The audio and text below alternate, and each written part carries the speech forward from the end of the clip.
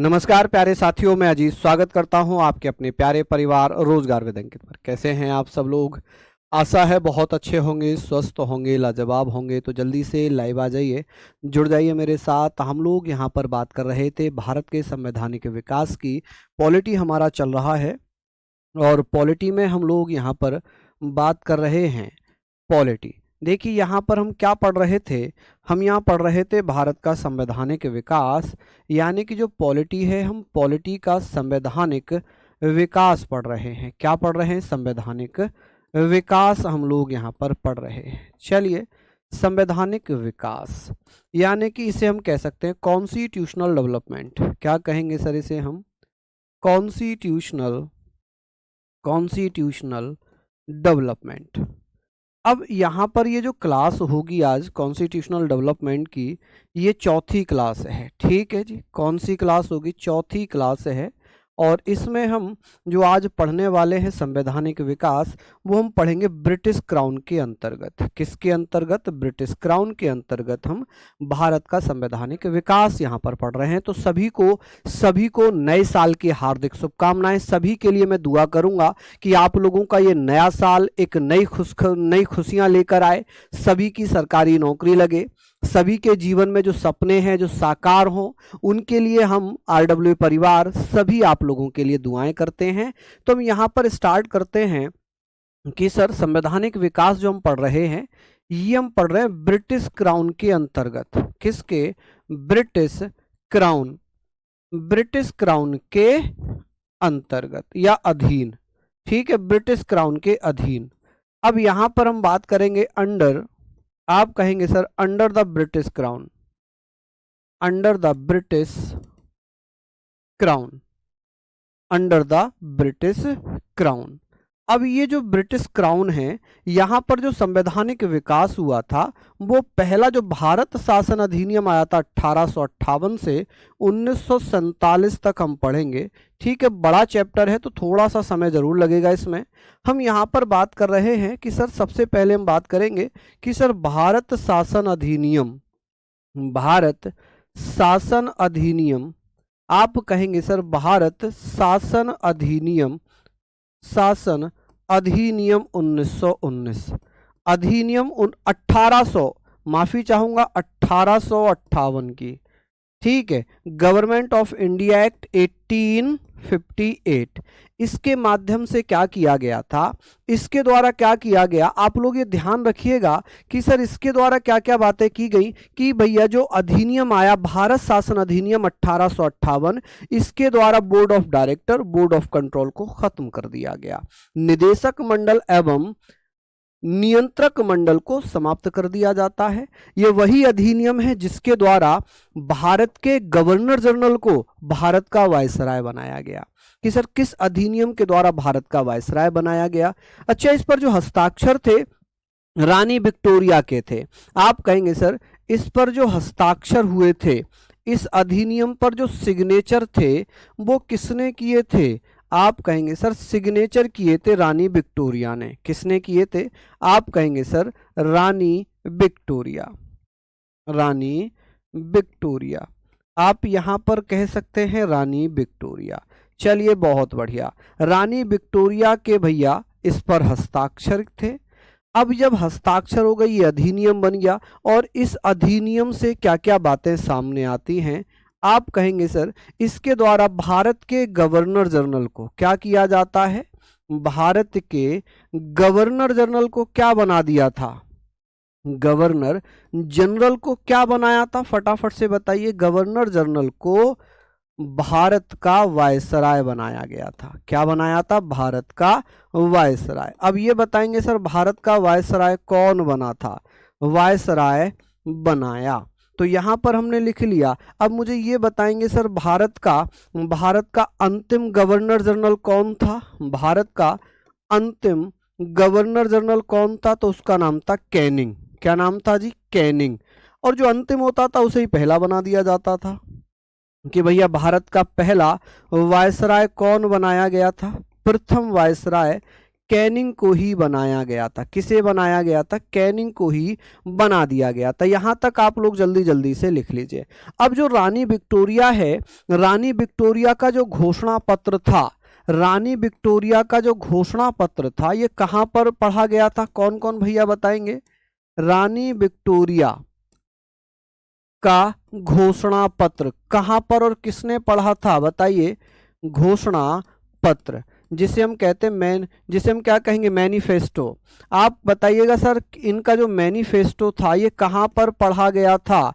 तो ये मैनिफेस्टो किसने पढ़ा था? तो ये पढ़ा गया था भैया 1 नवंबर 1858 में। और ये पढ़ा कहां पर गया था? इलाहाबाद में। ठीक है, 1858 में इलाहाबाद में इसको पढ़ा गया था, जो वर्तमान प्रयागराज है, इलाहाबाद में। और इलाहाबाद में किसने पढ़ा था? कैनिंग ने। किसने पढ़ा था जी? कैनिंग ने। ठीक है, तो कैनिंग द्वारा इसको क्या किया गया भैया? पढ़ा गया, पढ़ा गया। ये बहुत अच्छा फैक्ट बनेगा कि सर रानी विक्टोरिया का घोषणा पत्र भारत कब आया था, कब पढ़ा गया था? तो आप कह सकते हैं कि सर ये घोषणा पत्र कब पढ़ा गया था। यहां पर आपने बताना है कि सर ये घोषणा पत्र कब पढ़ा गया था। तो आप कहेंगे सर 1 नवंबर 1858 में रानी विक्टोरिया का घोषणा पत्र कैनिंग द्वारा पढ़ा गया। किसके द्वारा पढ़ा गया जी? आप कहेंगे सर कैनिंग के द्वारा पढ़ा गया था। ये इंपॉर्टेंट है, यहां तक आपने पढ़ना है। अब और क्या होता है, इसके द्वारा क्या क्या चीजें होती हैं समझिएगा कि सर यहां पर हमने और क्या पढ़ना है। यहां हम पढ़ेंगे कि सर इसके द्वारा क्या हुआ था कि बोर्ड ऑफ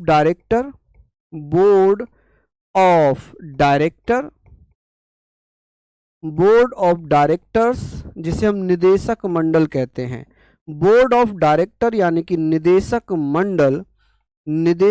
मंडल एवं बोर्ड ऑफ कंट्रोल, जिसे हम क्या पढ़ रहे हैं? Board of control.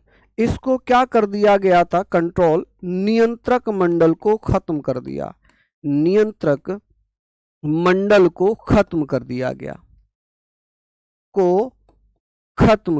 क्या कर दिया जी? आप कहेंगे सर खत्म कर दिया। जब ये खत्म कर दिया तो इसके काम किसको दिए गए होंगे कि भैया जब कोई व्यवस्था चल रही है और उस व्यवस्था को खत्म किया जा रहा है, तो जाहिर सी बात है कि इन दोनों के जो अधिकार थे, इन दोनों के जो काम थे, वो किसे दे दिए गए? तो इन दोनों के काम के लिए एक नया पद बनाया गया, जिसे भारत सचिव कहा गया। जिसे भारत सचिव, the secretary of state for India, नाम भारत सचिव और इंग्लिश में the secretary of state for India नाम कहा गया। कि सर ये बहुत अच्छी बातें यहां पर हो गई कि कौन सा अधिनियम था जिसके माध्यम से बोर्ड ऑफ डायरेक्टर्स एवं बोर्ड ऑफ कंट्रोल को खत्म कर दिया गया। तो वो भारत शासन अधिनियम 1858 था। अब बात आती है कि सर इसी के द्वारा एक नया पद बनाया गया। नया पद, न्यू पोस्ट बनाई जाती है। कि सर न्यू पोस्ट कौन सी बना दी गई थी? आप मुझे बताइएगा सर। एक न्यू पोस्ट बना दी गई थी, और वो न्यू पोस्ट कौन सी थी? आप कहेंगे सर भारत सचिव बनाया गया। क्या? भारत सचिव। कि सर भारत सचिव की स्थापना की जाती है, जिसे इंग्लिश में सेक्रेटरी, आप कहेंगे sir secretary of state for India. इतना बड़ा नाम है, फॉर इंडिया। इंग्लिश में कितना बड़ा नाम लिखा गया है, और हिंदी में केवल भारत सचिव। नया पद भारत सचिव बनाया गया। अब भारत सचिव क्या अकेला काम करेगा? क्या भारत सचिव अकेला काम करेगा? नहीं। तो भारत सचिव की सहायता के लिए एक भैया परिषद बनाई गई, 15 सदस्यों की एक परिषद बनाई गई, जिसे भारत परिषद कहा गया, जिसे इंडिया काउंसिल कहा गया। ये बहुत अच्छा क्वेश्चन यहां पर बनता है कि सर ये बताइए कि भारत सचिव की सहायता के लिए क्या किया गया था। तो ये हमने पढ़ लिया 1 पॉइंट, 2 पॉइंट, 3 पॉइंट। चौथे पॉइंट में हम पढ़ेंगे कि सर भारत सचिव की सहायता के लिए 15 सदस्यों की एक काउंसिल, एक परिषद बनाई गई थी, जिसे भारत परिषद नाम दिया गया। क्या नाम दिया गया जी? भारत परिषद नाम दिया गया। यहां तक लिखेंगे। आगे बात करेंगे सर इसी के लिए क्या किया गया। भारत सचिव की सहायता के लिए, भारत सचिव की सहायता के लिए, भारत सचिव की सहायता के लिए, के लिए क्या किया गया जी? आप कहेंगे सर 15 सदस्यों की एक परिषद बनाई गई, 15 मेंबर्स जिसमें थे भैया, कितने मेंबर्स थे? 15 मेंबर्स की एक परिषद बनाई गई, परिषद जिसे काउंसिल कहेंगे, क्या कहेंगे जी? काउंसिल, काउंसिल बनाई गई, बनाई गई, जिसे नाम क्या दिया गया? बनाई गई, जिसे भारत परिषद कहा गया, जिसे क्या कहा गया जी? आप कहेंगे सर जिसे भारत परिषद नाम दिया गया, भारत परिषद या इंडिया काउंसिल कहा गया। ठीक है, क्या कहा गया? इंडिया काउंसिल, भारत परिषद, इंडिया काउंसिल कहा गया। अच्छा क्वेश्चन बनेगा कि सर भारत परिषद का गठन कब और किस अधिनियम के द्वारा किया गया था? कि सर जो भारत परिषद थी इसका गठन किया गया था भारत शासन अधिनियम 1858 के द्वारा। ऐसे भी आ सकता है कि सर भारत में पहला भारत शासन अधिनियम कौन सा था? आप कहेंगे सर 1858। ठीक है, 15 मेंबर भारत का सचिव भी इसमें काउंट था? नहीं, अलग थे, ये अन्य सदस्य थे। देखिए भारत सचिव अलग हुआ, 15 सदस्य अलग हुए। ठीक है, अब इन 15 सदस्यों में से क्या हुआ कि सर जो ये 15 सदस्य थे ना, इनकी नियुक्ति कैसे की जाती थी? इनमें से 8 सदस्य किसके द्वारा अपॉइंट किए जाते थे? 8 सदस्य जो 8 मेंबर्स थे, इनको भैया कौन नियुक्त कर रहा है? और इसमें से 7 सदस्यों को कौन नियुक्त कर रहा है? कि जो 7 मेंबर्स हैं इनको किसके द्वारा नियुक्त किए जा रहे हैं? चलिए बता दीजिए, आप फटाफट से बताइए, जल्दी जल्दी से बताइएगा कि सर यहां पर 8 सदस्य ब्रिटिश क्राउन के द्वारा, ब्रिटिश क्राउन द्वारा, जो ब्रिटेन का राजा है, जो ब्रिटेन की महारानी है, राजा है, ब्रिटिश क्राउन द्वारा। ठीक है, वाय ब्रिटिश क्राउन। आप कहेंगे सर किसके द्वारा भैया? वाय ब्रिटिश, ब्रिटिश क्राउन। कि सर ब्रिटिश क्राउन के द्वारा कितने सदस्य नियुक्त किए जाते थे? 8। और 7 सदस्य जो थे इन्हें कौन? कंपनी के जो डायरेक्टर्स थे, तो आप कहेंगे 7 सदस्य कंपनी के डायरेक्टर्स द्वारा, कंपनी के डायरेक्टर्स द्वारा, डायरेक्टर्स, डायरेक्टर्स द्वारा। ठीक है, आप कहेंगे sir by the directors of company, directors of company. ठीक है जी, ऑफ कंपनी। कि सर कंपनी के जो डायरेक्टर्स थे उनके द्वारा 7 सदस्य और ब्रिटिश क्राउन के द्वारा 15 सदस्यों को क्या किया जाता था? अपॉइंट किया जाता था। क्या यहां तक आप लोगों ने लिख लिया? फटाफट से आप मुझे बता दीजिए, जल्दी जल्दी से आप मुझे यहां तक बताएंगे। किसी को कोई दिक्कत तो नहीं हो रही? अब आगे बात करते हैं कि सर और क्या किया गया। जो भारत सचिव है, जो भारत सचिव है, अब ये वही काम करेगा जो काम board of control, board of directors कर रहे थे। ठीक है, अब जो भारत सचिव है और उसके सदस्य होंगे, कि सर भारत सचिव के जो सदस्य थे जिनकी एक परिषद बनाई गई थी, जिसे क्या नाम दिया गया था? हमने इंडिया काउंसिल नाम दिया था। कि सर जो इंडिया काउंसिल थी, इंडिया काउंसिल के सदस्यों को जो वेतन दिया जाना था, वो वेतन कहां से दिया जाएगा? वो भारत के राजस्व से दिया जाएगा। कहां से? कि सर भारत सचिव एवं उसके सदस्यों का जो वेतन था वो भारतीय राजस्व से दिया जाएगा। किसमें यह व्यवस्था की गई थी? आप कहेंगे सर भारत सचिव, भारत सचिव एवं, भारत सचिव एवं भारत परिषद के सदस्यों को, भारत परिषद के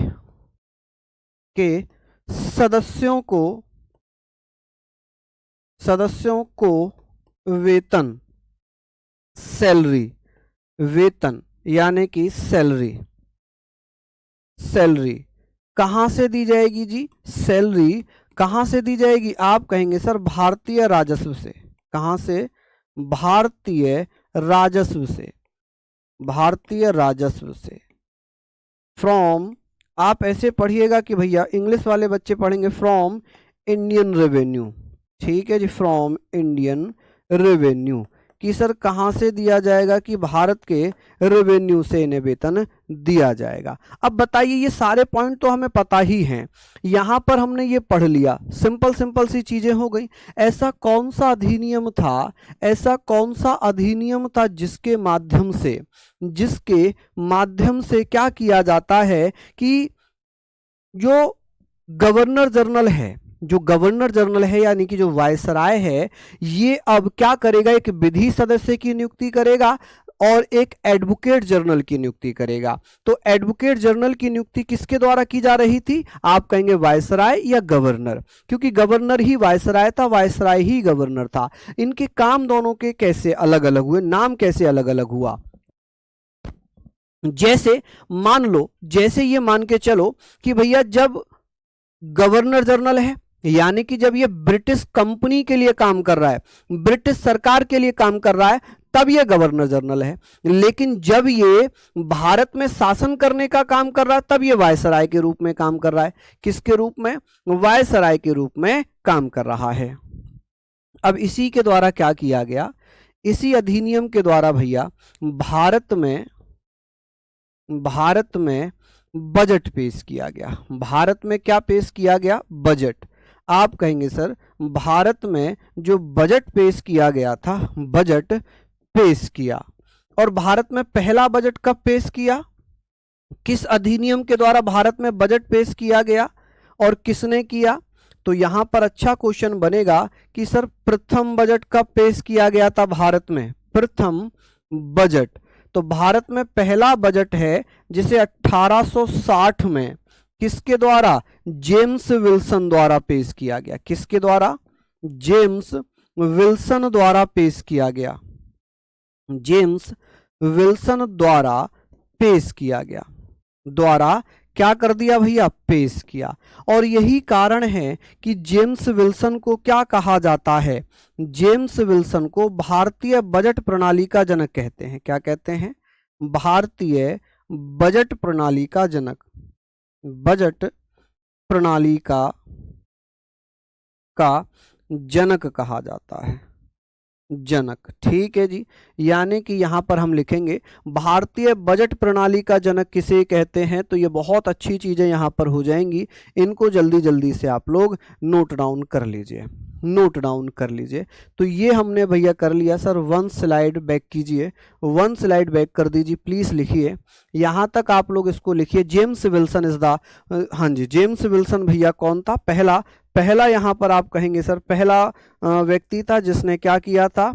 तो आप कहेंगे सर जिसने क्या किया था? भारत में बजट पेश किया था। क्लियर हो गई चीजें यहां तक? चलिए लिख लीजिए आप लोग। अब बात आती है कि सर यहां पर हमने ये सारी चीजें पढ़ ली, अब हम बात करेंगे 1861 का भारत परिषद अधिनियम। पहला भारत परिषद अधिनियम कब आया है? चलिए, हाँ जी, नहीं नहीं नहीं नहीं तमन्ना जी, 1861 में नहीं है, ठीक है। चलिए अब यहां पर बात आती है भारत परिषद अधिनियम। भारत परिषद अधिनियम 1861।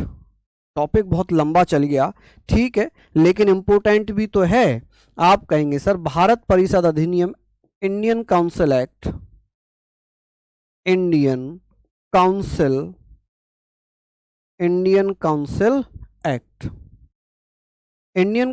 एक्ट 1861, 1861 में आता है। ये अधिनियम कब आया? 1861 में आ जाता है। अब इसे क्या किया गया? इसे ये कहा गया है कि यहां से भारतीय संवैधानिक विकास शुरू होता है, ठीक है। यानी कि हम ये कह सकते हैं कि अंग्रेजों के द्वारा इसमें सहयोग की नीति अपनाई गई। ये वो अधिनियम है जिसमें अंग्रेजों के द्वारा एक नीति अपनाई गई थी, सहयोग की नीति, पॉलिसी पॉलिसी ऑफ एसोसिएशन, यानी कि अंग्रेज भारतीयों का अब समर्थन चाहने लगे थे।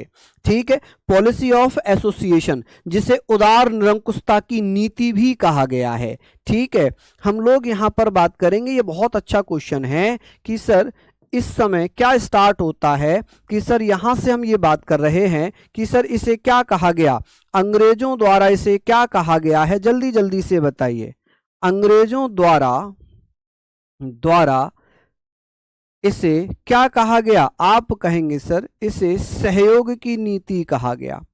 सहयोग की नीति, सहयोग की नीति, जिसे हम क्या कहते हैं, पॉलिसी ऑफ, आप कहेंगे सर पॉलिसी ऑफ एसोसिएशन।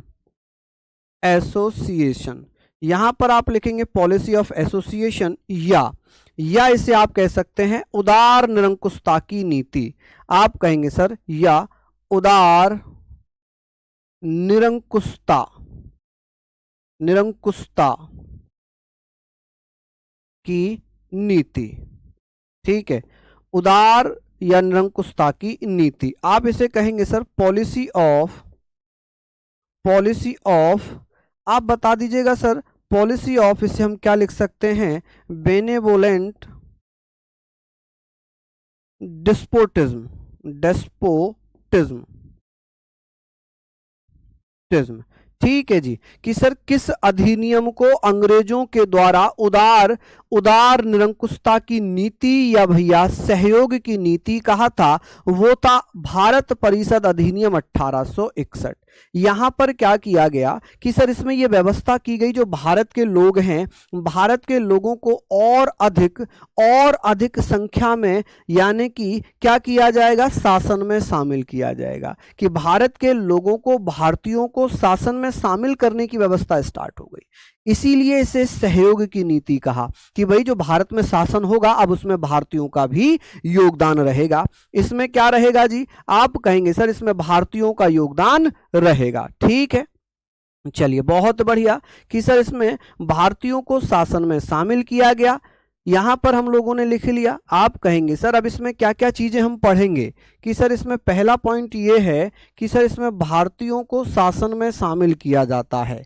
कौन सा अधिनियम था जिसमें भारतीयों को शासन में शामिल किया गया, शासन मतलब गवर्नेंस, शासन मतलब गवर्नेंस, आप कहेंगे सर गवर्नेंस, शासन में, गवर्नेंस में शामिल किया गया। ठीक है, क्या किया, शामिल किया, ये वाली बात यहां पर हो गई। दूसरा पॉइंट इसमें क्या रहेगा, ये तो भैया हमने इसको पढ़ लिया कि अंग्रेजों ने इसे क्या कहा था, अंग्रेजों ने इसे क्या कहा था, तो अंग्रेजों ने जो इसे नाम दिया था वो क्या नाम दिया था। चलिए बहुत बढ़िया, शानदार, तो ये सारे पॉइंट हम लोगों को पढ़ने पड़ेंगे, है ना, ये सारी चीजें हमें भैया अच्छे से पढ़नी पड़ेंगी। चलिए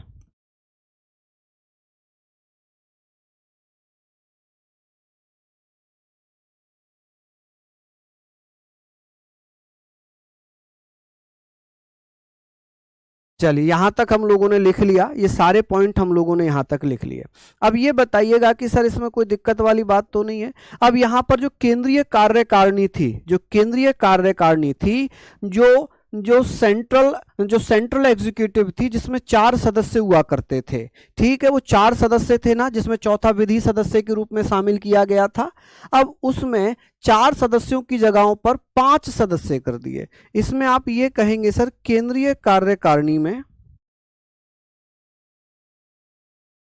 केंद्रीय कार्यकारिणी में, कार्यकारिणी में, केंद्रीय कार्यकारिणी में सदस्यों की संख्या, जिसे हम क्या कह सकते हैं जी, इसे हम कह सकते हैं central executive, central executive, central executive में सदस्यों की संख्या, आप कहेंगे सर सदस्यों की संख्या,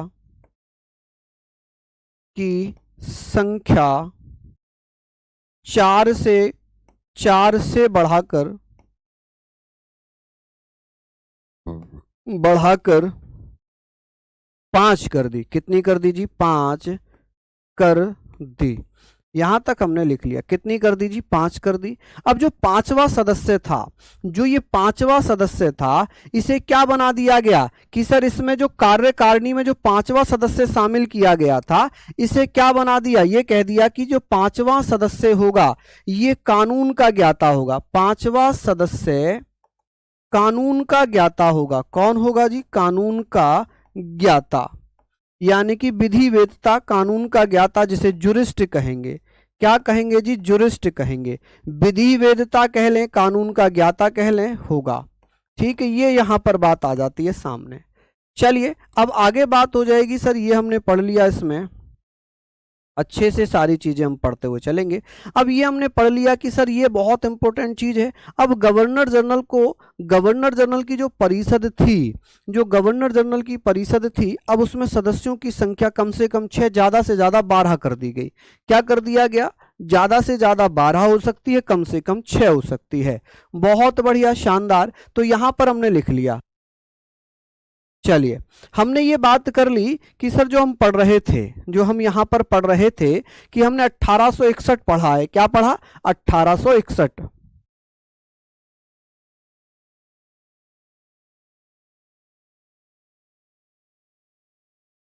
चलिए हमने पढ़ लिया जी 1861। और 1861 में हम क्या पढ़ रहे थे कि सर यहां पर हमने ये पढ़ा कि सर पांचवा सदस्य जो था वो विधि वेदता होगा, कानून का ज्ञाता होगा। ये हमने पढ़ लिया।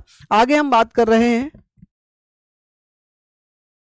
कोई दिक्कत तो नहीं आ रही? यहां पर गवर्नर जनरल की जो परिषद थी, गवर्नर जनरल को परिषद में जो सदस्य शामिल करने का अधिकार दिया गया, वो कितने सदस्यों का अधिकार दिया गया था? आप कहेंगे सर गवर्नर जनरल को परिषद में 6 से 12 सदस्य मनोनीत करने का अधिकार दिया गया। कम से कम 6 सदस्यों को, ज्यादा से ज्यादा 12 सदस्यों को मनोनीत करेगा।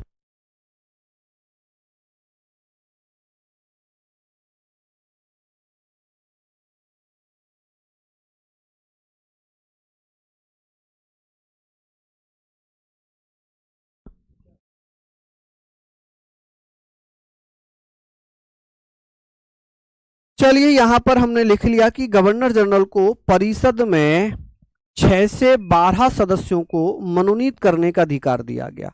कि सर जो गवर्नर जनरल है, जो वायसराय है, गवर्नर जनरल को, जिसे हम वायसराय कहते हैं, गवर्नर जनरल को, गवर्नर जनरल को परिषद में जो काउंसिल थी, परिषद में 6, कम से कम 6, ज्यादा से ज्यादा 12 सदस्यों को मनोनीत करने का अधिकार मिला। क्या मिला जी? मनोनीत करने का अधिकार मिला। मनोनीत करने का अधिकार मिला। अधिकार मिला। तो यहां पर आप लिखेंगे सर अधिकार मिल गया, कि मनोनीत यानी कि नॉमिनेट कर सकते हैं। और यहां पर क्या हो सकता है कि आपातकाल के समय गवर्नर जनरल अध्यादेश जारी कर सकता है। कि सर आपातकाल के समय, चलता क्यों नहीं है? चल रहा है, चलो। अब बात आ गई कि सर गवर्नर जनरल आपातकाल के समय, गवर्नर जनरल आपात के समय, इमरजेंसी के समय, के समय, के समय क्या कर सकता है? के समय अध्यादेश जारी कर सकता है। क्या जारी कर सकता है? अध्यादेश, यानी कि ऑर्डिनेंस जारी कर सकता है। ऑर्डिनेंस, ठीक है जी, ऑर्डिनेंस जारी कर सकता है। ठीक है जी, चलिए बहुत बढ़िया।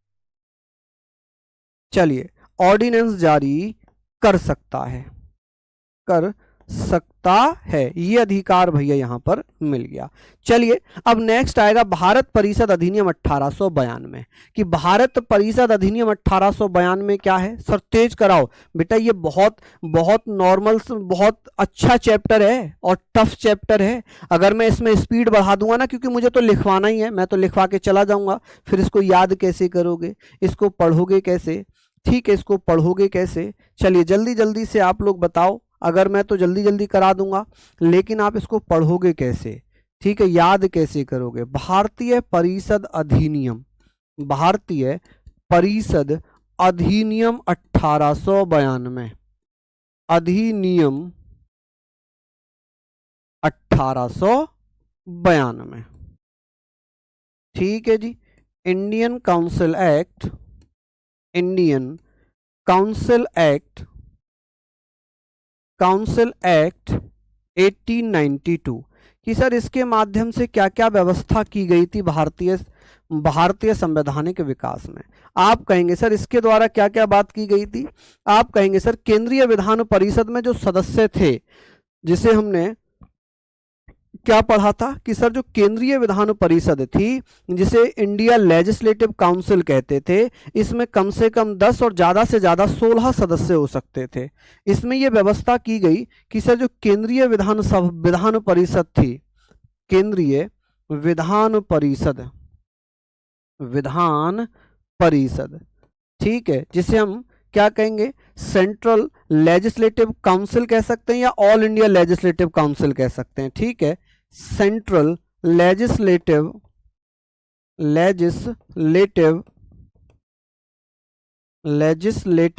काउंसिल कि भैया जो लेजिस्लेटिव काउंसिल थी, इसमें कम से कम कितने सदस्य हो सकते हैं?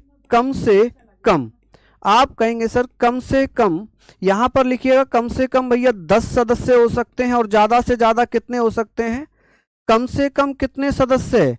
कम से कम 10 और ज्यादा से ज्यादा कम से कम 10 एवं और अधिकतम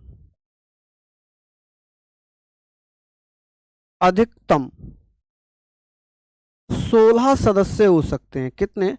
16 सदस्य हो सकते हैं, हो सकते हैं। चलिए बहुत बढ़िया कि सर इसमें कम से कम तो 10 सदस्य होंगे, अधिकतम भैया इसमें 16 सदस्य हो सकते हैं।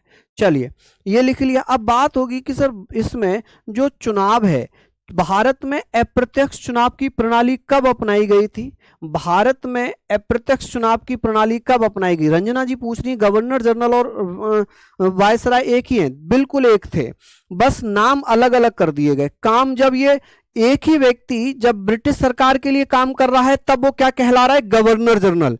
जब वो भारत में शासन करने का काम कर रहा है तब क्या कहला रहा है? वो तब कहला रहा है भैया वायसराय, यानी कि राष्ट्रपति। ठीक है, अब आप कहेंगे सर यहां पर पूछा गया है, क्या पूछा गया है कि सर ये बताइए कि भारत में अप्रत्यक्ष निर्वाचन प्रणाली कब प्रारंभ होती है? इनडायरेक्ट इलेक्शन सिस्टम कब प्रारंभ हुआ है? आप बताएंगे सर भारत में अप्रत्यक्ष निर्वाचन प्रणाली किस अधिनियम द्वारा प्रारंभ की गई थी? अप्रत्यक्ष निर्वाचन प्रणाली, आप कहेंगे सर अप्रत्यक्ष निर्वाचन प्रणाली, indirect election system, indirect election system,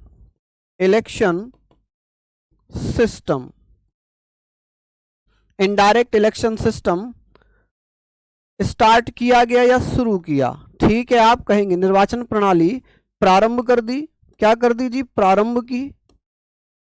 और यह वही अधिनियम है जिसके द्वारा भारतीयों को बजट पर बहस करने का अधिकार दिया गया कि भाई जो भारतीय हैं वो बजट पर जो है अनुपूरक प्रश्न नहीं पूछेंगे, केवल प्रश्न पूछ सकते हैं। भारतीय बजट पर क्या कर सकते हैं? प्रश्न पूछ सकते हैं। ये बात यहां पर आ गई कि सर भारतीयों को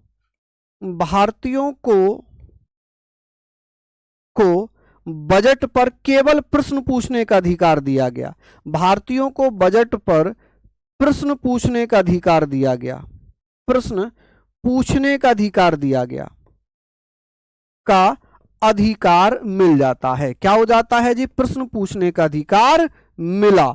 यहां पर आप लिखेंगे सर भारतीयों को क्या मिल जाता है? प्रश्न पूछने का अधिकार मिल जाता है। चलिए बहुत बढ़िया sir, board of director, board of control तो समाप्त कर दिए, तो किस परिषद की बात हो रही है? देखिए भारत की सहायता के लिए, गवर्नर जनरल की सहायता के लिए एक परिषद बनाई गई थी ना, जिसमें 4 सदस्य शामिल किए गए थे। फिर उन सदस्यों को घटाकर 3 कर दिया गया था, फिर उसमें एक चौथा सदस्य जोड़ दिया गया था, फिर उसमें एक 5वां सदस्य जोड़ दिया गया था। बोर्ड ऑफ डायरेक्टर और बोर्ड ऑफ कंट्रोल दोनों अलग संस्थाएं थी, यहां पर गवर्नर जनरल की सहायता वाली परिषद की बात हो रही है। चलिए ये सारे पॉइंट आप लोग यहां पर लिखते हुए चलिएगा, ठीक है। आई होप आपने ये लिख लिए होंगे। अब नेक्स्ट हम बात करेंगे सर, जो हम पढ़ेंगे सर, जिसमें भारत में पहली बार निर्वाचन प्रणाली तो स्टार्ट हुई, लेकिन सांप्रदायिक निर्वाचन प्रणाली यहां पर स्टार्ट हो जाएगी। कौन सा था जी वो? आप कहेंगे सर भारत परिषद अधिनियम 1909, ठीक है। भारत परिषद अधिनियम, भारत परिषद अधिनियम 1909। यहां पर हम लोग सारी चीजों के बारे में बात कर रहे हैं, तो ये सारे पॉइंट आप लोगों को पढ़ने पड़ेंगे और आप लोग मुझे बताइएगा कि सर ये बहुत इंपॉर्टेंट है, इसे कई सारे एग्जाम में, आपके एग्जाम में यहां से क्वेश्चन बनते। Indian council act, Indian council act 1909, यहां पर हम सारे पॉइंटों को पढ़ते हुए चल रहे हैं। इसमें हमें यह पढ़ना पड़ेगा कि सर क्या किया गया इसे और किस नाम से जानते हैं, तो इसे मार्ले मिंटो सुधार कानून के नाम से जाना जाता है। मार्ले मिंटो सुधार कानून। अब मार्ले मिंटो सुधार कानून के बारे में हम बात करेंगे कि सर किस अधिनियम को मार्ले मिंटो सुधार कानून कहा जाता है, तो इसी अधिनियम को, इस अधिनियम को क्या कहते हैं? मार्ले मिंटो सुधार कानून के नाम से जाना जाता है। मार्ले मिंटो सुधार कानून, मार्ले मिंटो रिफॉर्म एक्ट, सुधार कानून 1909 के नाम से भी जानते हैं, के नाम से भी जाना जाता है, भी जाना जाता है। चलिए बहुत बढ़िया। देखिए हुआ क्या था, एक अरुंडेल समिति थी, अरुंडेल समिति की सिफारिश पर यह अधिनियम आया था। तो भैया यहां पर हम बात करेंगे सर इसमें क्या क्या हुआ था कि भारत में पहली बार प्रत्यक्ष निर्वाचन प्रणाली स्टार्ट हुई।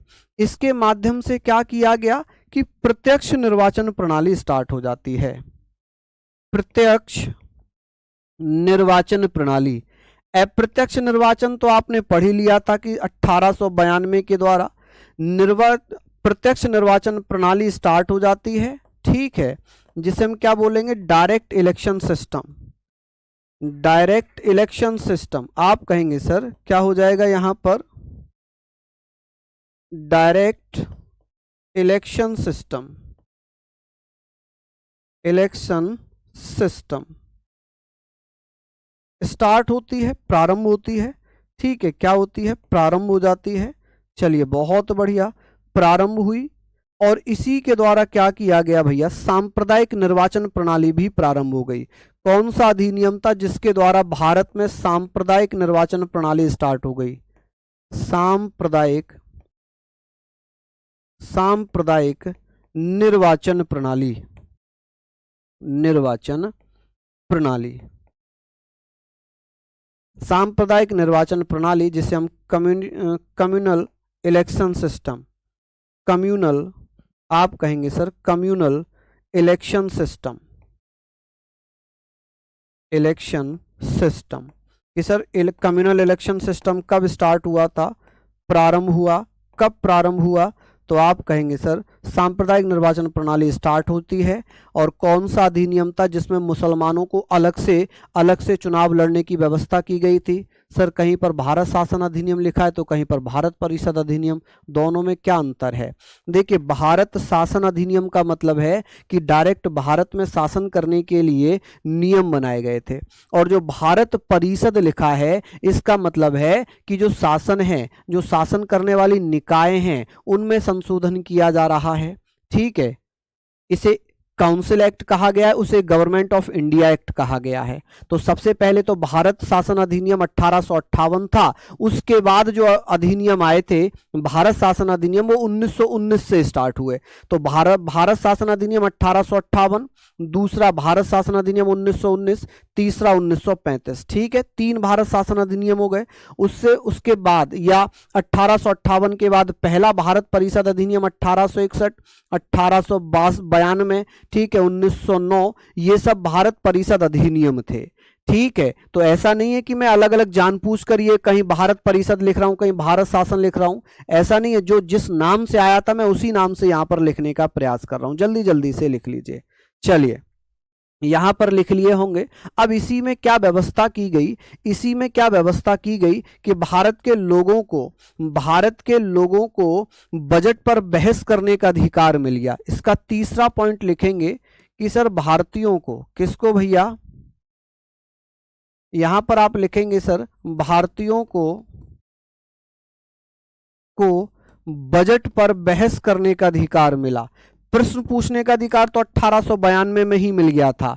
बजट पर बहस करने का अधिकार मिला। बहस मतलब डिबेट, कि भैया क्वेश्चंस भी पूछ सकते हैं। ठीक है, डिबेट करने का अधिकार मिला, ये मिल गया। चलिए, बहुत अच्छी बात है। और इसी के द्वारा क्या किया गया था, इसी के द्वारा ये किया गया कि जो भारतीय थे, भारत परिषद में जो भारत परिषद थी, भारत सचिव की सहायता के लिए जो इंडिया काउंसिल बनाई गई थी, भारत परिषद बनाई गई थी, जिसमें 15 सदस्य थे, जिन्हें 8 सदस्य ब्रिटिश क्राउन के द्वारा और 7 सदस्य ब्रिटिश कंपनी के डायरेक्टर्स द्वारा अपॉइंट किए जाते थे। अब उसमें भारतीयों को शामिल किया गया। आप कहेंगे सर भारत परिषद में जो इंडिया काउंसिल थी, आप कहेंगे सर इंडिया काउंसिल। आप कहेंगे सर भारत परिषद इंडिया काउंसिल में भारतीयों को शामिल किया गया। ठीक है, किसको, भारतीयों को शामिल किया गया। क्या किया गया, भारतीयों को शामिल किया गया। यहां पर आप लिखेंगे कि सर ये हमने पढ़ लिया। अब ये बताइए कि सर जो इंडिया काउंसिल में पहले भारतीय शामिल हुए थे वो कौन थे। प्रथम भारतीय, फर्स्ट इंडियन, जिसे इंडिया काउंसिल में शामिल किया गया था, उनका नाम क्या था, तो आप कहेंगे सर केसी गुप्ता। क्या नाम था जी, केसी गुप्ता। और एक और थे जिनका नाम था सैयद, आप कहेंगे सर सैयद हुसैन बिलग्रामी।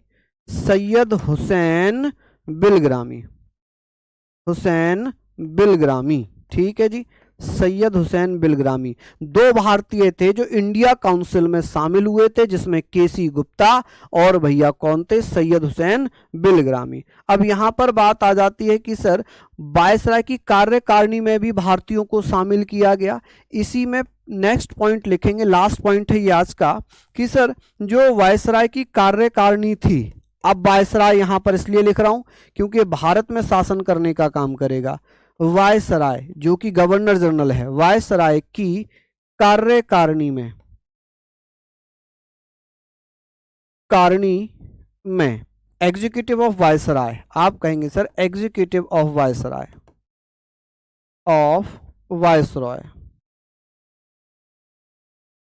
में भारतीयों को शामिल किया गया कि भैया कौन से पहले भारतीय थे जिन्हें वायसराय की कार्यकारिणी में शामिल किया गया, तो आप कहेंगे सर जो एग्जीक्यूटिव ऑफ वायसराय थी, इसमें प्रथम भारतीय कौन थे, प्रथम भारतीय जिन्हें शामिल किया गया था, उनका नाम था भैया, क्या नाम था जी, एसपी सिन्हा, जिन्हें सत्येंद्र प्रसाद सिन्हा कहते हैं, और इन्हें लॉर्ड की उपाधि दी गई। ऐसे पहले भारतीय कौन थे जिन्हें लॉर्ड की उपाधि दी गई। अच्छा क्वेश्चन बन जाएगा कि सर लॉर्ड की उपाधि किस भारतीय को दी गई थी। भारत के पहले ऐसे व्यक्ति कौन थे जिन्हें लॉर्ड की उपाधि दी गई थी, तो वो थे एसपी सिन्हा। आई होप ये सारी चीजें आप लोग यहां पर लिख लेंगे फटाफट से, किसी को कोई आपत्ति यहां तक नहीं होनी चाहिए। और मैं मान के चल रहा हूं कि इतना आप लोग लिखिएगा। कल हम भारत शासन अधिनियम 1935, ठीक है, वो हम कंप्लीट कर लेंगे। चलिए बताइए, किसी को कोई दिक्कत तो नहीं है। मार्ले मिंटो सुधार कानून के नाम से जानते हैं, सत्येंद्र प्रसाद सिन्हा, बिल्कुल ठीक है। चलिए यहां पर आप लोग मुझे बताइए, अब किसी को यहां पर अगर दिक्कत हो रही हो तो सभी साथियों से रिक्वेस्ट है, चलिए लिख लीजिए। सिंपल सिंपल सी चीजें हैं, इनको आप लोग पढ़ते हुए चलिएगा। फिर कल हम लोग भारत शासन अधिनियम 1919, भारत शासन अधिनियम 1935, ठीक है, 1940, ठीक है, ये सारी चीजें हम कल कवर करेंगे और परसों हम संविधान सभा पढ़ेंगे। चलिए, तो यहाँ तक हम लोगों ने ये पढ़ लिया। आशा है ये सारे पॉइंट आपके लिए महत्वपूर्ण रहे होंगे। बस रिवीजन करना ही आपको ज़रूरी है। रिवीजन आप कर लीजिएगा, मेहनत कर लीजिएगा और विश्वास रखिएगा कि सफलता आपको ज़रूर मिलेगी। अनु चौरसिया जी, बहुत बहुत धन्यवाद, नमस्कार। ठीक है, तो बहुत बहुत शानदार। हाँ जी, ये सारे पॉइंट हम लोगों ने यहाँ पर लिख लिए। किसी को कोई दिक्कत वाली बात तो नहीं हो रही? चलिए बताइए।